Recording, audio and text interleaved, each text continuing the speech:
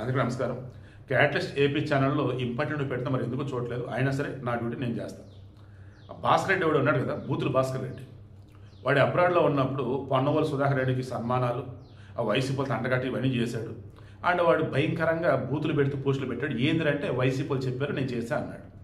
So ఈరోజు సూటిగా అడుగుతున్నా, ఇంకా వైసీపీలో ఉన్నవాళ్ళు కానీ, ఇంకా జై జగన్ అనుకుంటున్న వాళ్ళు కానీ మీరు చెప్పండి, మీకు తెలిసినోడో మీ ఇంట్లో వాడో ఇట్లాంటి ఆడల మీద బూతులు పెడితే మీరు ఏమనుకుంటారు?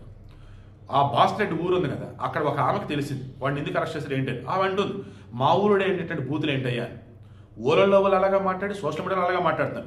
ఇంత బూతులు ఎలా రాబోవని.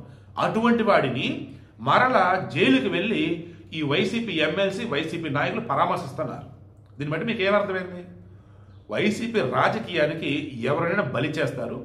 ఆ బలి చేస్తున్నప్పుడు కూడా కత్తి నూరుతూ కూడా నీకోసం కాదులేరా, వేరే దానికి నీకు ఆకలి అవుతుంది కదా మేకను కోయటానికి అని అంటారు.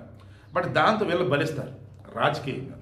నేను జైలుకి వెళ్ళి కూడా జైల్లోకి వచ్చావా, మన వైసీపీ వాళ్ళు అంటేనే పడతలేదురా కూటమికి, అందుకు అరెస్ట్ చేస్తున్నారులే, బయటికి తెద్దాంలే, కొద్ది రోజులు అయితే ఏం కాదులే నువ్వు అని చెప్తున్నారు. ఈలోపు ఇంకా వేరే వాళ్ళు రెడీ చేస్తున్నారు. చివరికి ఈ భాస్కర్ రెడ్డికి బెయిల్ ఇప్పడం కోసం పొన్నవాళ్ళు కూడా ముందుకు రాలి. ఎందుకంటే తెలుసు ఆయన వస్తే బెయిల్ రాదు, ఇక జైలే అని. సో ఓవరాల్ ఈ వీడియోకి ఇంట్రెస్ట్ అర్థమైందా? డే 1 నుంచి నేను మొత్తుకునేది ఇదే, మీరు ఏ పార్టీగా సపోర్ట్ చేసుకోండి, ఒక్క వైసీపీగా వద్దు. అది రాజకీయ పార్టీనే కాదు. ఆ వైసీపీకి ఇంకా మీలో ఎవరన్నా ఫేవర్గా ఉన్నారు అంటే ఒక్కసారి డాక్టర్ అయితే కలవండి. ఎందుకంటే మీరు పెను ప్రమాదంలో ఉన్నారు.